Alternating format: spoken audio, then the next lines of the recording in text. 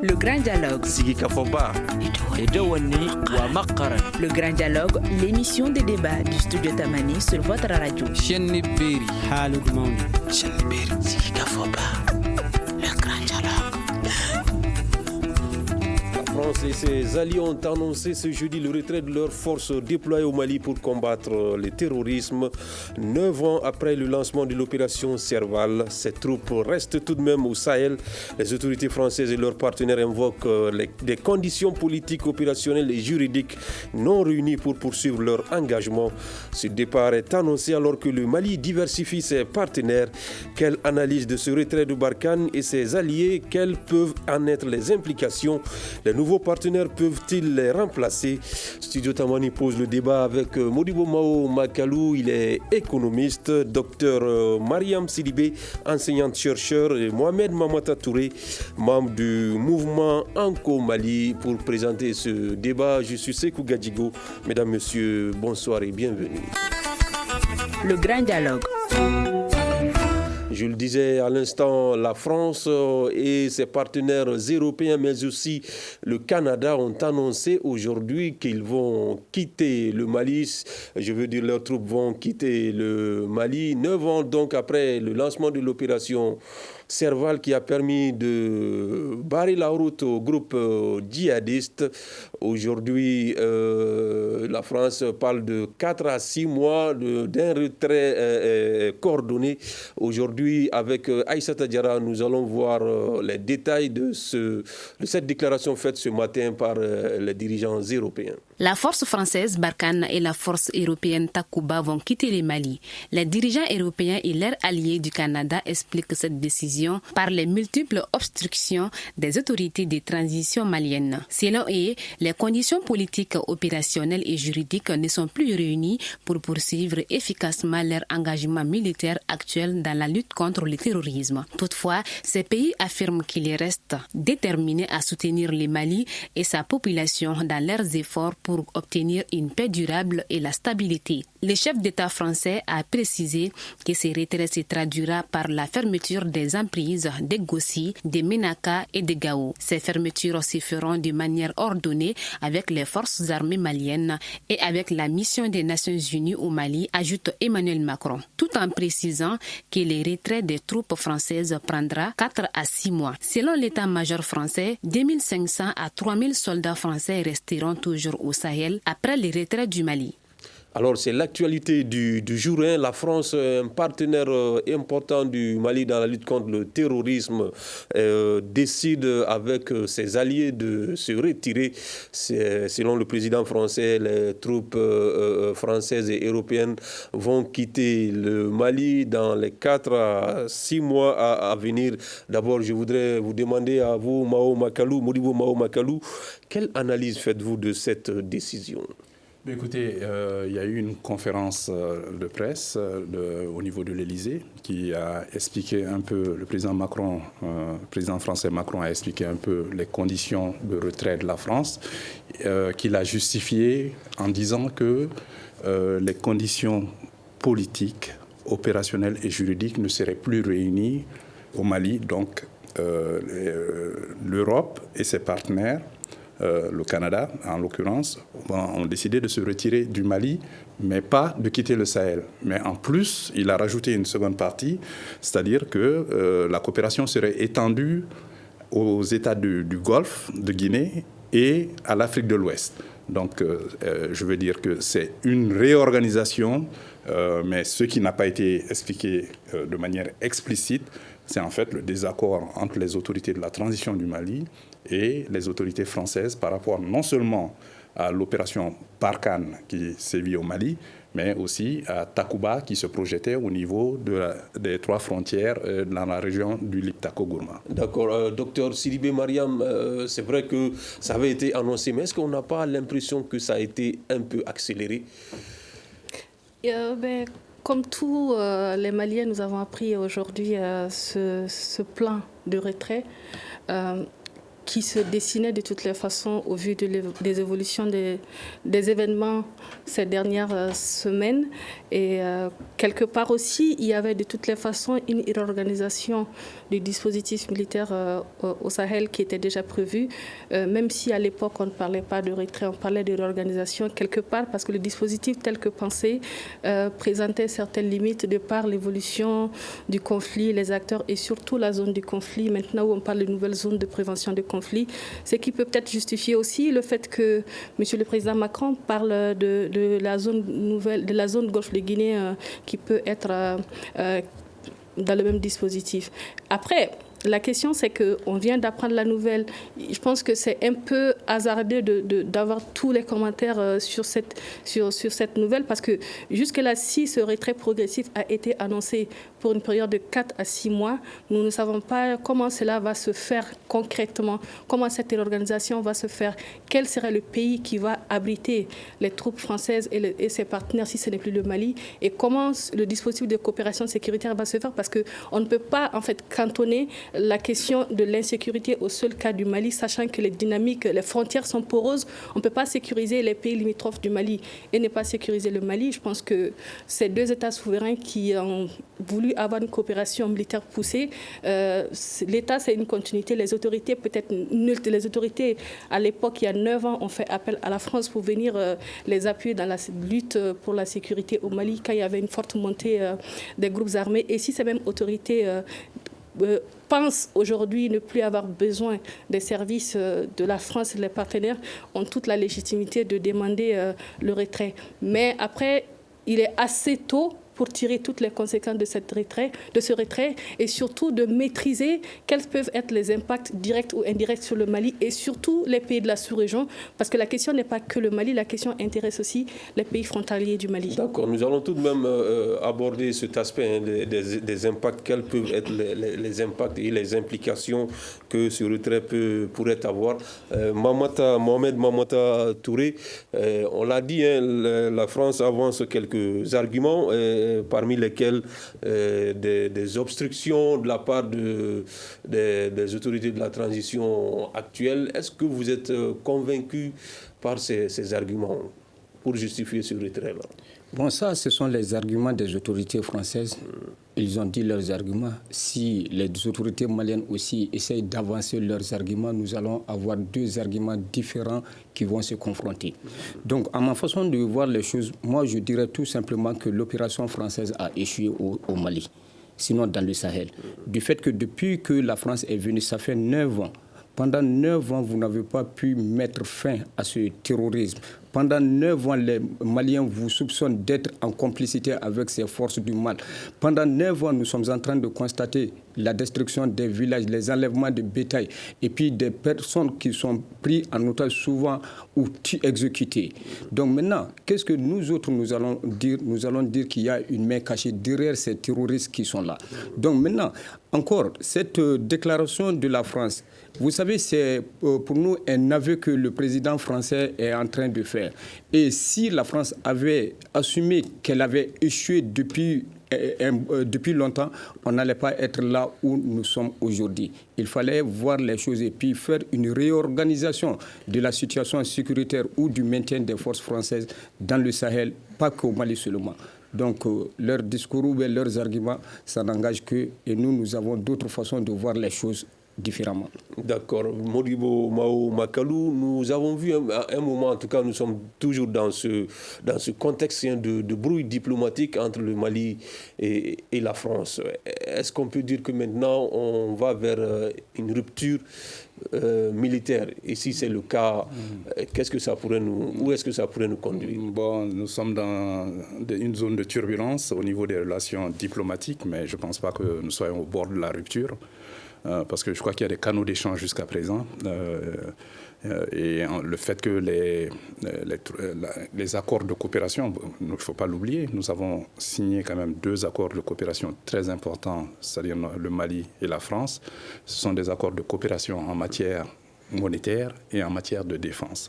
Ces accords n'ont pas été dénoncés, à ce que je sache, parce qu'il y a, dans tous les accords, il y a des clauses de retrait. Ce n'a pas été le cas, comme le 20 janvier 1961, lorsque le président Modibo Keïta, demandait aux troupes françaises d'évacuer les bases militaires, 4 bases militaires au niveau du Mali. Mais ce que je pense aussi, c'est qu'en fait, je pense qu'on est en train d'occulter quelque chose parce que le Mali fait partie de la politique intérieure française, notamment les élections présidentielles à venir sous peu. Je m'explique. Vous avez une diaspora malienne très importante en France, peut-être la plus importante d'Afrique au sud du Sahara. Mais en dehors de cela, le fait qu'il y ait eu, en fait, pas vraiment un succès éclatant au Sahel de l'intervention militaire française, parce que vous savez, moi j'ai suivi cette question dès le départ, parce qu'à l'époque j'étais encore à la présidence quand l'intervention prenait place. Il s'agit, nous avons argumenté, des gens, enfin, ce que je pense, c'est qu'il fallait une intervention ciblée et puis limitée dans le temps. Mais la France s'est embourbée au Sahel, elle s'est ensablée au Sahel. Vous savez, actuellement, le Sahel, il y a 25 000 militaires présents dans les différents pays du Sahel et 40% de ces effectifs, 15 000 militaires étrangers, se trouvent au Mali, 40%. Mais après quand même, cette partie, mais l'armée nationale, elle a un rôle, elle a le devoir régalien d'assurer la défense et l'intégrité du territoire national. Donc, si nous sommes dans la coopération, c'est que vous appelez des partenaires à venir vous aider, à vous suppléer. Mais on ne sous-traite pas sa défense, on ne sous-traite pas sa sécurité. Il faut un partenariat. Et je pense avoir compris que le président Macron a compris le message, parce qu'il a parlé d'un nouveau partenariat il parle de jeter les bases d'un nouveau partenariat basé sur le respect, mais aussi sur les besoins des pays qui vont en faire la demande. Je pense que ça, c'est nouveau, et je pense aussi que le fait qu'on ait activé non seulement le G5, qui regroupe les 5 pays, Mauritanie, Mali, Burkina, Niger et Tchad, mais aussi maintenant l'initiative d'Accra qui regroupe les 5 pays côtiers, en l'occurrence le Bénin, le Burkina Faso, la Côte d'Ivoire, le Togo et le Ghana. Donc en réalité, je pense que le redéploiement ou la réorganisation de ces forces, parce que ce que Macron a pu réussir, c'est une sortie, ce qu'on appelle exit strategy, une stratégie de sortie du bourbier malien. Et je pense que maintenant qu'il est à la tête de l'Union européenne, il a internationalisé la présence française au Sahel. Parce que maintenant, Takuba devait servir de paravent pour cela, mais maintenant avec le Canada et cette déclaration conjointe, c'est de prendre l'Europe comme l'intervenant au niveau du Sahel et mettre la France en retrait en attendant que les élections présidentielles se passent en France. Mais est-ce que vous êtes sûr qu'il a réussi à sortir de ce bourbier du Sahel, puisqu'il ne va pas quitter le Sahel, d'après ce qu'il a dit? Non, il ne va pas quitter le Sahel, il va faire semblant de quitter le Mali, parce que 4 à 6 mois, ce n'est pas possible. Ce n'est pas possible que les 3 bases, Gossi, Gao et Ménaka, soient évacuées dans les 6 mois ou même dans l'année à venir. Donc moi, ce que je pense, c'est un subterfuge. Et aussi le redéploiement des forces étrangères. On parle du Niger comme pour accueillir dans un premier temps, mais aussi on est en train de démarcher les pays du Golfe de Guinée pour que les autres forces puissent être accueillies là-bas. Mais lui, ce qu'il veut, c'est isoler le Mali, mais en même temps s'envelopper d'une aura internationale, en tout cas d'un paravent international, parce qu'il a la présidence de l'Union européenne. Les 27 pays de l'Union européenne sont avec lui maintenant, plus le Canada.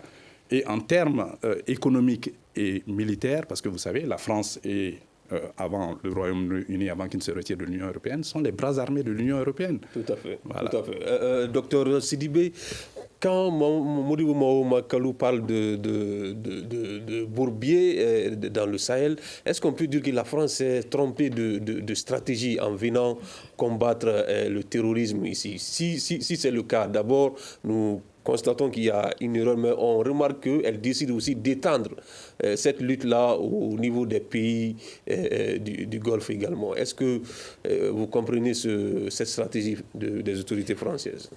Moi, je ne vois pas le verre à moitié vide, je le vois à moitié rempli. Voilà. Et ça, c'est un élément. Et l'autre élément... À moitié rempli au Mali, ici. De manière générale sur la situation. D'accord. De manière générale sur la situation. Donc, vous n'êtes pas d'accord avec Touré quand il dit que ça a été un échec? On n'est pas... Je pense que c'est une stratégie à l'époque qui répondait à l'aspiration, aux attentes ou des autorités de la situation telle qu'elle se présentait il y a 9 mois, il y a 9 ans. Mais il ne faut pas oublier que le conflit a évolué. Les acteurs du conflit ont évolué et même la zone du conflit a évolué. Le conflit qu'on voyait cantonné sur la zone du Liptako-Gourma, on voit de plus en plus les pays hors cette zone être concernés par le conflit. Les derniers éléments au Bénin peuvent témoigner cette extension de la zone du conflit qui nécessite une réorganisation. Les dispositifs tels que pensés et mis en place il y a 9 ans ne peuvent plus être le même dispositif applicable actuellement au Sahel. D'où la nécessité de repenser et de réorganiser tout cet arsenal militaire au Sahel. Ça, c'est un élément que moi, je pense nécessaire à analyser. L'autre élément, je suis d'accord avec lui, c'est que la réponse militaire uniquement au Sahel n'est pas suffisante. Elle présente ses limites. Il faut autre chose qu'une réponse militaire pour la problématique du Sahel. Et je pense que c'est quelque chose on se rend compte, on est presque unanime, qu'il faut revoir cette réponse au Sahel en mettant à nu certaines problématiques qui ne sont pas que militaires, mais qui participent pour autant au processus de stabilisation du Sahel. Donc, quelque part, le dispositif répondait aux aspirations et aux réalités qui se présentaient il y a 9 ans. Ces réalités ont évolué, le conflit a évolué. Il est clair maintenant que ces dispositifs nécessitent d'être réanalysés. D'accord. Mais est-ce que ce retrait peut-il avoir des conséquences? Est-ce que ce retrait peut avoir des conséquences sur le plan sécuritaire? C'est ce que je dirais, en fait, que l'exercice de commenter l'actualité politique est beaucoup plus des politologues. Quand vous analysez la situation dans le Sahel et le Mali... La situation, là, en fait, ce qui est compliqué, c'est qu'on ne sait pas, en fait, qu'est-ce qui est derrière ce retrait, comment la réorganisation va se faire. Pour avoir une analyse complète, il aurait fallu qu'on sache où cette force-là serait redéployée et comment la coopération va se construire. Parce que je vois mal la sécurité du Mali ne pas être traitée par les partenaires et qu'ils se limitent à traiter la sécurité des pays voisins, sachant que la sécurité de ces pays dépend du Mali. Le Mali se trouve au cœur du Sahel avec 7 frontières. Donc, quelque part, on ne peut pas s'hasarder à isoler le Mali, parce que les frontières sont poreuses. Quand on regarde même les populations, elles partagent des réalités socio-anthropologiques, des réalités culturelles. Il y a des liens de mariage, des liens de cousinage qui existent. Pour avoir travaillé sur la région de Tillabéri, mais on ne se rend pas compte de la différence qu'on soit au Mali ou qu'on soit au Niger. Donc, quelque part, quelles que soient ces stratégies, il y a certaines réalités du terrain qui ne peuvent pas être gommées. On ne peut pas sécuriser le Niger, la région de Tillabéri et laisser l'insécurité au Mali. C'est illogique. D'accord. Oui.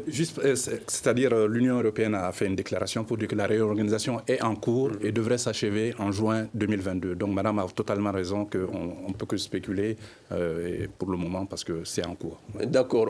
Mohamed... C'est vraiment cher, Monsieur Makalou, d'être d'accord que c'est un processus qui est en cours, dont peut-être l'évolution dépendra aussi de la réalité, de l'évolution de la relation diplomatique entre ces États. Ce n'est pas inhabituel qu'une relation diplomatique se refroidisse entre 2 États. Ça peut prendre des années avant de se réchauffer. Mais après, c'est des réalités et des relations internationales dont il faut tenir compte. Et une fois de plus, les États sont tenus par les intérêts. Il y a des jeux d'alliance qui se font et rien ne nous dit que cette situation ne va pas prendre d'autres tournures, d'autres logiques. Donc il ne faut pas exclure une possibilité de revoir les relations, revenir au beau fixe avant ces 6 mois-là. Ces pays sont liés sur plusieurs plans. La coopération n'est pas que militaire entre ces pays. Il y a une réalité, plusieurs réalités, même historiques, qui nous lient. La diaspora présente au Mali, les programmes d'aide au développement et tout type d'appui qui est là. Mais aujourd'hui, quand on parle de coopération, l'aspect militaire a tendance à prendre le dessus parce que c'est cet aspect qui est médiatisé. Alors qu'au-delà de l'aspect militaire, il y a tout un type de coopération existante qui ne sont jusque-là pas concernées par ces dispositions. D'accord. On va en parler quand on va aborder l'aspect de cette diversification des partenaires. Est-ce que ces partenaires pourront convenablement remplacer la France et ses alliés qui décident de quitter le Mali? Mohamed Mamata Touré, on l'a dit, la France pour le moment elle est présente à Ménaka, la force Barkhane à Ménaka, à Gossi et à Gao. Est-ce qu'aujourd'hui, le Mali a la possibilité, avec son armée ou bien avec d'autres partenaires, de prendre la relève dans ces zones-là, en cas de départ? Vous savez, vu la densité de la superficie du Mali, nous n'avons ni les moyens, ni les hommes, ni les équipements pour pouvoir remplacer cette force française qui tend à quitter notre sol. Ouais, mais vous dites qu'elle a échoué. Mais elle a échoué. L'échec ne veut pas dire que de le renvoyer. Elle peut échouer, mais on peut encore revoir la situation, la façon dont ils doivent travailler. L'échec, là, c'est ce qu'on dit toujours, la France est un mal nécessaire. Mais un mal nécessaire que si on le laisse partir comme ça, est-ce que le mal-là, ça ne sera pas encore plus pire que ce mal-là? Parce que, vous savez une chose, moi, ce n'est ni les autorités maliennes qui ont fait en sorte que la France parte, ou bien les autorités françaises, mais c'est la rue qui a fait que la France a pris cette position. Et la rue de Bamako a enflammé la situation un peu partout dans la sous-région. Donc tout le monde dit que la France est le problème du Mali, sinon la France est le problème de tout le Sahel. Donc maintenant les autorités françaises, eux aussi, ils sont sous pression de la population française aussi qui avait demandé il y a très longtemps le retrait de leurs forces du Mali. Donc les autorités se sont entêtées à rester ici. Il faisait des résultats, mais tout n'était pas rose, mais tout n'était pas aussi noir. Ils ont fait des exploits. Mais en matière diplomatique, comme nos autorités le disent toujours, il y a certaines situations, surtout ce cas-là, il fallait discuter ça dans la diplomatie, donc essayer de voir les changements qu'il faut y faire. Le ministre des Affaires étrangères avait dit qu'ils ont fait des suggestions d'amendements à la France. Maintenant, il faut que la France voit ces amendements qu'eux, ils les ont envoyés. Mais au cas où la France ne réagit pas vite, donc eux, ils vont prendre les dispositions. Mais ces dispositions-là, avant que la France ne les réponde, donc maintenant, la réponse a tardé. Donc la France, le président Macron, comme il est en campagne, donc pour se faire une popularité ou bien pour faire une récupération, donc maintenant, il n'a autre choix qu'à procéder comme ça. Parce que vous savez, depuis que les autres candidats français se sont alliés derrière Macron pour soutenir Macron du fait qu'il a eu des divergences avec les autorités maliennes. Donc ça a donné encore un autre poids à Macron.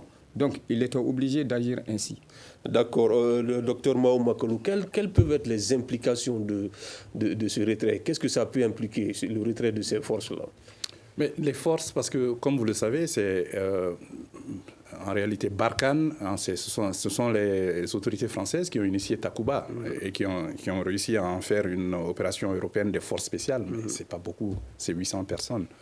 Dont la moitié est composée des forces spéciales françaises, 400 personnes environ.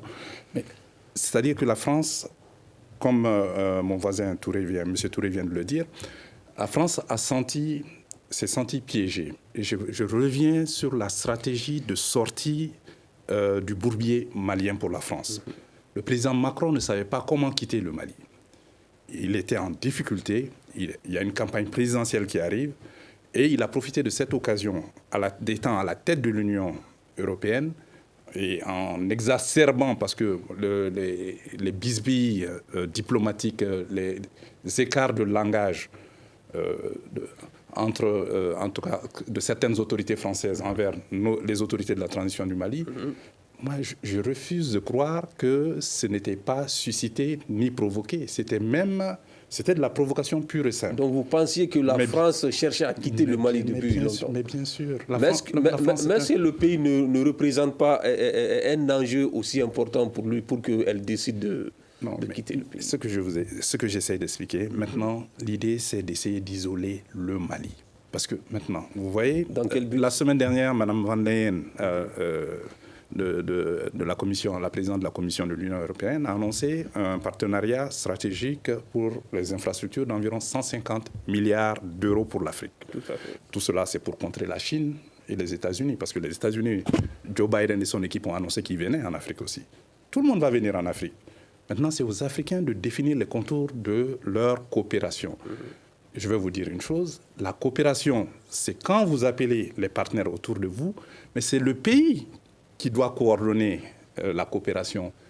Et c'est le pays qui doit demander aux partenaires d'harmoniser leurs procédures ou leur position par rapport à leur intervention dans un pays. D'accord. Parce que si vous ne faites pas cela, vous n'allez jamais savoir qu'est-ce que les partenaires font chez vous et vous n'allez jamais être dans le fauteuil du conducteur. Donc c'est cela qui est important et c'est ce que nos autorités essayent de faire maintenant, avoir la même mise sur la coopération, parce que tenez-vous bien, au début de l'indépendance, tout le monde a cru que la première république était une république socialiste, mais si vous prenez le plan quinquennal, le plan de développement économique et social sur la période 1961-1965, le premier partenaire, c'était la Russie, avec 23% des apports, et le deuxième partenaire, c'était la France, avec 17% des apports, et le troisième partenaire, c'était la Chine, avec 16% des apports. Donc le Mali a toujours travaillé avec la Russie, la France et d'autres partenaires, et c'est au Mali de choisir ses partenaires en fonction de ses besoins. Par rapport aux implications, je voulais savoir, est-ce qu'aujourd'hui, le fait que ces forces-là se retirent, est-ce que ça pourrait amener la France et ses alliés-là à suspendre des projets, des financements? Mais c'est déjà fait, l'aide budgétaire, la France est notre premier partenaire bilatéral, je vous le souligne, et l'Union européenne est notre premier partenaire multilatéral. L'aide budgétaire a déjà été suspendue depuis la fin de l'année dernière. Ça, c'était avant et dans la loi de finances, c'est-à-dire le budget 2022, il n'y a aucun appui budgétaire général qui soit annoncé par les partenaires au développement. Et vous savez que notre déficit budgétaire que nous avons, c'est-à-dire que nos dépenses budgétaires sont supérieures à nos ressources budgétaires depuis 1960, sont suppléées et on emprunte soit sur le marché économique et monétaire de l'UEMOA, et les apports des partenaires. Parce que généralement, à partir d'octobre, ce sont les partenaires qui suppléent notre budget et qui financent 60% de nos investissements publics. D'accord. Docteur Sidibé, on parle assez de partenaires. Hein. Le Mali est en train de les diversifier. On a vu ces derniers jours le ministre des Affaires étrangères qui a fait le tour de certains pays. Nous voyons de nouveaux partenaires qui arrivent, hein, comme le Qatar, l'Iran. Hein. Aujourd'hui, qu'est-ce que ces partenaires-là peuvent faire pour le Mali dans cette situation? En tout cas, tout d'abord, je me permets de revenir sur deux petits points que M. Touré avait signalés tout à l'heure, qui finalement ne voit pas le verre à moitié vide, le voit presque à moitié plein comme moi, parce que de l'échec qu'il parlait au début, finalement, admet qu'il y a quelques points positifs à retenir. Même s'il y a des choses à revoir, tout n'était pas négatif dans cette coopération. Ça, c'est déjà un point. Et aussi, l'autre point qui est important dans ce qu'il dit, c'est que le dialogue est nécessaire entre les deux parties. Donc l'ouverture du dialogue, à la fois du côté du Mali que du côté des partenaires extérieurs, est plus que nécessaire et que c'est ce qui va se dessiner forcément les jours à venir parce qu'on ne peut pas rester dans cette situation sans dialogue. Donc ça, c'est bien que ces deux points soient mis en exergue. Après, pour ce qui est de la diversité des partenariats, moi, je veux juste rappeler qu'au Sahel, l'une des difficultés a été une multiplicité d'acteurs qui interviennent, sans une coordination véritable des actions des uns et des autres. Ça, c'est la première difficulté. L'autre difficulté, c'est que la multiplicité des partenaires, qu'est-ce que cela peut impliquer? Cela peut impliquer le fait que chaque partenaire ou chaque État qui arrive avec son agenda et ses priorités. Donc, on va se retrouver avec une multiplicité d'agendas et de priorités, sachant que ces partenaires n'ont pas forcément les mêmes lectures ou les mêmes besoins d'État que nous. Et leur agenda est fortement en décalage avec la réalité de l'État et la réalité du Malien. Et ce déphasage peut ne pas être bénéfique à la population. Donc, quelque part, il ne faudra pas forcément voir cette multiplicité d'acteurs comme étant le salut, mais que ça soit un moteur où c'est le Mali finalement qui tient les manettes. C'est ce que tout à l'heure M. Touré disait. Il faut qu'on soit à la position du conducteur. Que ces nouveaux acteurs qui viennent avec leur agenda ne nous soient pas imposés. La complexité aussi de la crise au Mali, c'est que nous avons eu une communauté internationale qui pensait à tort avoir la lecture de la crise malienne, en occultant les réalités socio-anthropologiques, les réalités de l'État, les réalités du fonctionnement de cet État et les réalités même du Malien. en pensant à tort que nous sommes dans une reconstruction post-conflit du Mali, alors que nous sommes encore dans une dynamique de crise non résolue. Justement, en parlant de ces réalités-là, est-ce qu'en négociant ces partenariats-là, est-ce qu'on met en avant ces réalités et les intérêts de ces populations? Mais justement, c'est une question auquel il serait difficile de se prononcer parce que jusque-là, nous n'avons pas en fait de communication officielle sur le cadre de partenariat qui lie le Mali à chacun de ces nouveaux partenaires qui viennent.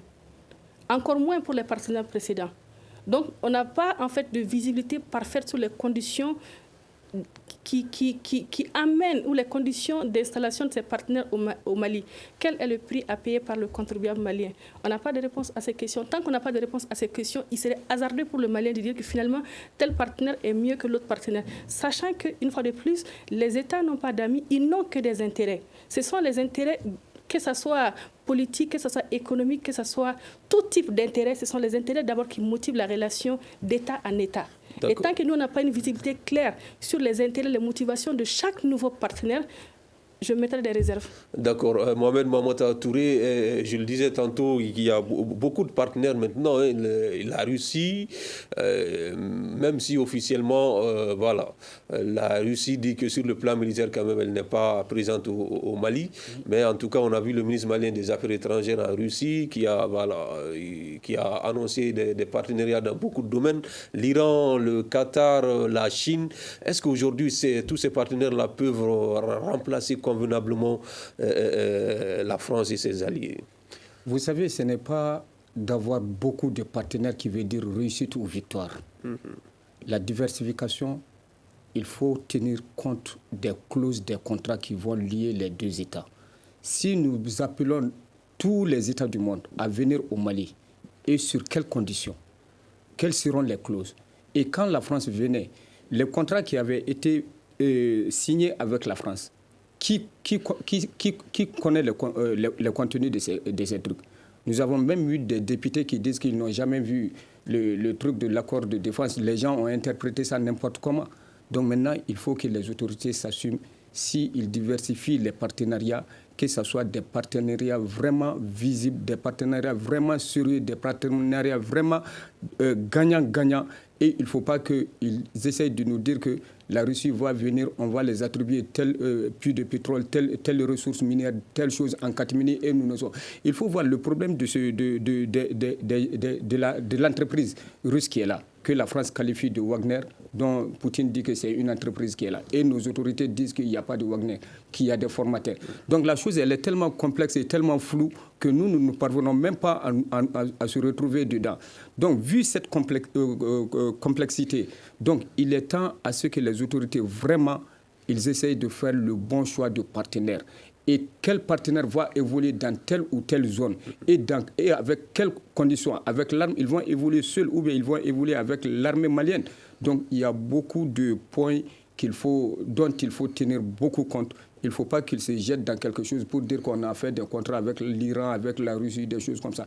Personne ne viendra mourir pour le Malien. C'est aux Maliens de s'assumer et puis de mourir pour le Mali. Parce que nous, là, comme on dit, sous-traiter notre sécurité, là, vraiment, ça ne fait pas notre honneur. Ça ne fait pas l'honneur de nos autorités militaires qui sont à la tête de ce pays aujourd'hui. Nous voulons des dignes fils du Mali qui s'assument, qui prennent les armes et qui vont pour exécuter ce qu'ils ont fait comme serment. Ils ont juré devant le peuple et devant le peuple malien qu'ils vont défendre l'intégrité du territoire et sécuriser les personnes et leurs biens. On ne peut pas amener des partenaires pour se cacher derrière ces partenaires. Il faut que nous amenions ces partenaires si nous évoluons ensemble, où nous allons nous mettre devant et ils vont rester derrière nous. C'est de ce partenariat que nous voulons. D'accord. Moudou Maoumakalou, ces partenariats-là, est-ce qu'on ne doit pas mettre le peuple au courant de tout ce qui se passe, des accords qui sont signés, ou bien il y a certains domaines où on doit être beaucoup plus discret? Non, il faut être réaliste. Il y a le souhaitable et il y a le réalisable. Ma petite expérience me démontre quand même que les accords de partenariat passent en Conseil des ministres, mais doivent être ratifiés par le Parlement. Mais il y a toujours des clauses secrètes dans certains, surtout en matière de défense. Il y a des clauses qui ne sont pas rendues publiques. Évidemment, tout dépend de la gouvernance du pays. Vous savez, c'est-à-dire, si vous êtes en régime démocratique, évidemment, l'accès à l'information doit être public. Et surtout tout ce qui concerne les politiques publiques, elles doivent être décortiquées. Et l'action gouvernementale est quand même contrôlée par le Parlement. Et jusqu'à présent, nous avons un organe, le Conseil national de transition, qui fait office d'organe législatif. Et d'organes législatifs. Est-ce qu'ils contrôlent l'action du gouvernement au jour le jour? Bon, ça c'est une autre question par rapport à l'équilibre et à la séparation des pouvoirs. Oui, mais est-ce que le contexte dans lequel nous sommes aujourd'hui, nous avons vu que nous sommes dans une crise, nous sommes en transition, dans une période transitoire, et les gens se sont beaucoup plaints des accords précédents passés avec d'autres partenaires. Mais est-ce qu'aujourd'hui, même sans le CNT, ce n'est pas nécessaire que les autorités essayent d'être beaucoup plus transparent avant de sceller certains partenariats? Je pense que nous devons faire confiance en nos autorités. Vous parlez de transition, donc vous parlez d'une période courte. Et nous sommes dans l'urgence maintenant, parce que le problème de sécurité, soyons réalistes, regardons la superficie du Mali. Quand la France arrivait, quelle était la partie du territoire qui était en insécurité? C'était l'extrême nord. Mais maintenant, nous avons 2/3 du territoire qui est en insécurité. C'est Maurras qui disait que toute politique se juge par ses résultats.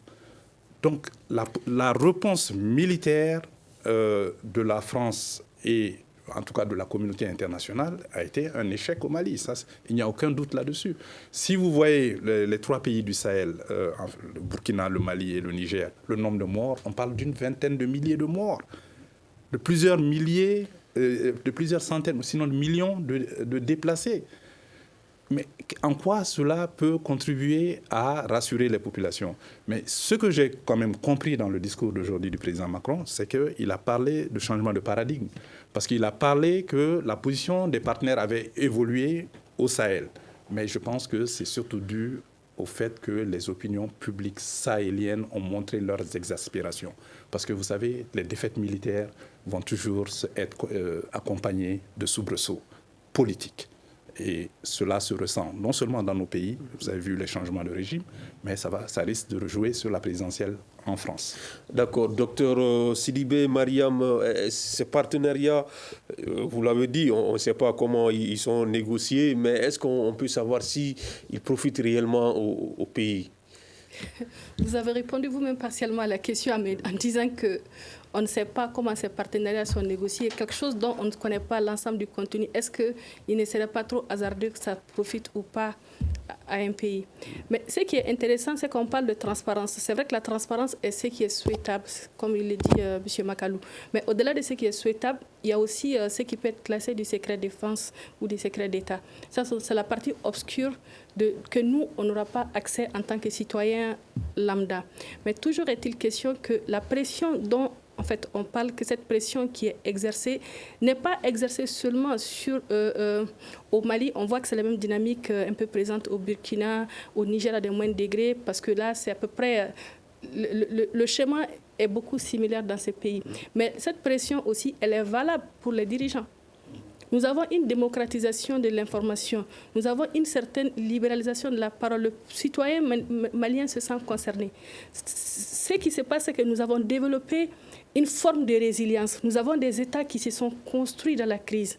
Le Malien est habitué aux difficultés d'accès aux services sociaux de base.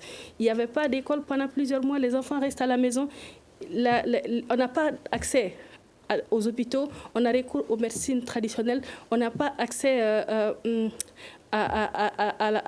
l'alimentation équilibrée, il y a une sous-alimentation, mais la population développe toujours une forme de résilience. Mais c'est quand le déterminant sécuritaire s'ajoute que la population n'a pas de plan B.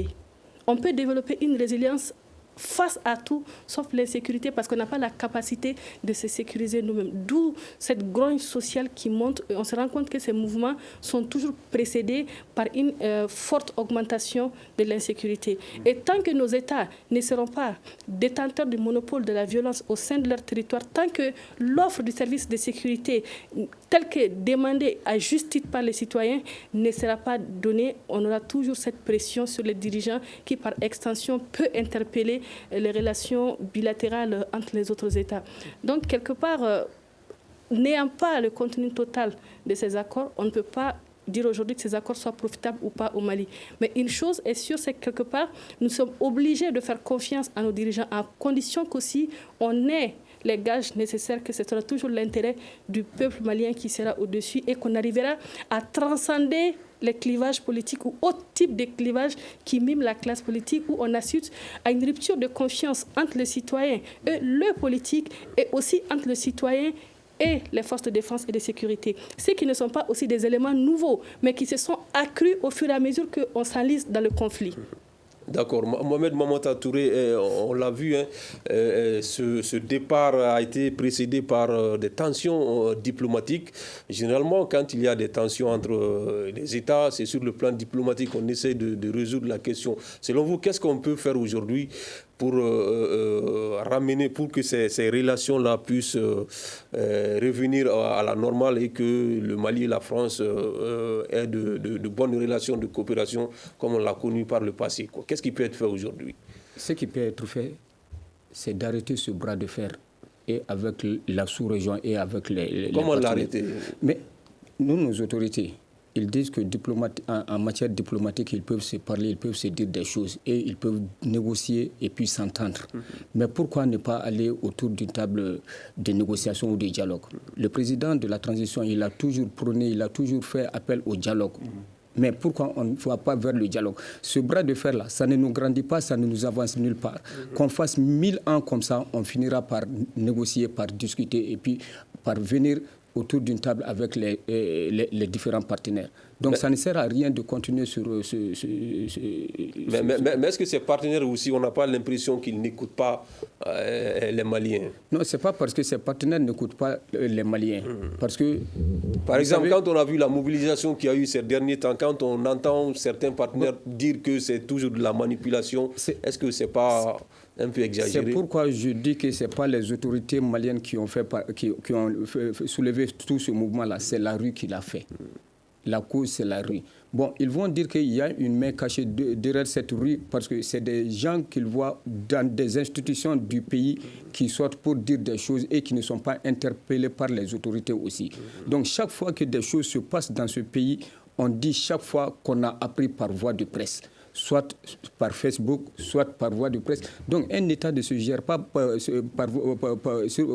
les réseaux sociaux ou par voie de presse. Donc, à un certain moment donné, il faut que les autorités prennent leurs responsabilités en main en mettant fin à certains comportements de nos populations qui croyons les soutenir alors que nous les créons plus de problèmes que de solutions. D'accord. Modibo Mahamadou, même si vous estimez que l'optimisme doit rester de mise, est-ce que aujourd'hui, selon vous, qu'est-ce qui peut être fait pour que ces relations ne se détériorent pas davantage? Parce que ce retrait plus les tensions diplomatiques, on est au bord de la rupture, quoi. Nous avons vécu une crise en 2012 et ensuite nous avons vécu une transition qui a abouti à des élections. Et moins de 10 ans après, on se retrouve encore avec une crise sociopolitique, politico-institutionnelle, encore avec une transition. Ça veut dire que quelque chose n'a pas marché. Donc, il faut résoudre les problèmes dans leur cause. Et tant que la gouvernance est malmenée au Mali, vous savez, le président Habib Bourguiba, premier président de la Tunisie indépendante, disait que chaque fois que l'État perd sa vitalité, l'armée va vouloir jouer un rôle. Et nous sommes dans ce registre-là aujourd'hui, cette transition. Mais encore faut-il, comme mon voisin M. Touré vient de le dire, résoudre les problèmes de malgouvernance. C'est-à-dire comment nous gérons et administrons notre pays. Il faut que les mêmes causes produisant les mêmes effets dans les mêmes circonstances, il faut que la gouvernance change, qu'on aille vers une gouvernance plus vertueuse et des responsables quand même qui vont être redevables devant les populations. D'accord. En deux mots, Dr Sidibé, est-ce que les partenaires du Mali aussi ne doivent pas revoir leur lecture, reconnaître qu'ils se sont trompés d'analyse sur la situation du pays? Je ne dirais pas qu'il y a eu erreur sur la situation du pays. Il y a eu des évolutions. Et ces évolutions amènent nécessairement à une relecture de tous ces dispositifs. Cette relecture ne peut se faire que dans le cadre d'un dialogue construit, comme mes deux collègues le disent tout à l'heure, Et moi, je ne pense pas qu'il y ait une volonté ferme des deux côtés, que chacun veuille rester campé sur ses positions. C'est nécessaire d'aller vers une forme de souplesse, mais cette forme de souplesse aussi doit être des deux côtés. Il faudrait qu'on arrive à comprendre que nous sommes dans un jeu de relations internationales, qu'un État ne peut pas se construire tout seul et qu'on a besoin déjà des organisations sous-régionales et même de la coopération internationale. Tout comme aussi cette communauté internationale a besoin du Sahel et du Mali pour pouvoir assurer leur sécurité. Déstabiliser le Mali, vous verrez que les conséquences sur les pays voisins sont catastrophiques.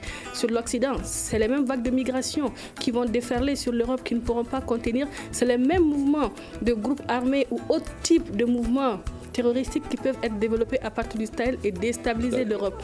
Donc les intérêts sont liés et le dialogue est nécessaire. D'accord, le dialogue est nécessaire et c'est sur ce que prend fin ce grand dialogue. On parlait aujourd'hui du retrait annoncé des forces françaises et européennes du Mali. À quoi peut-on s'attendre après ce retrait? Nos invités étaient Dr Mariam Sidibé, elle est enseignante chercheur, Modibo Mao Makalou, économiste, et Mohamed Mamata Touré du mouvement Anko Mali.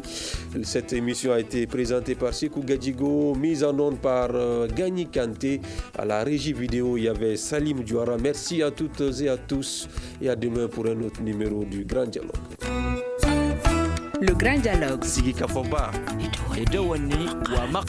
Le Grand Dialogue, l'émission des débats du studio Tamani sur votre radio.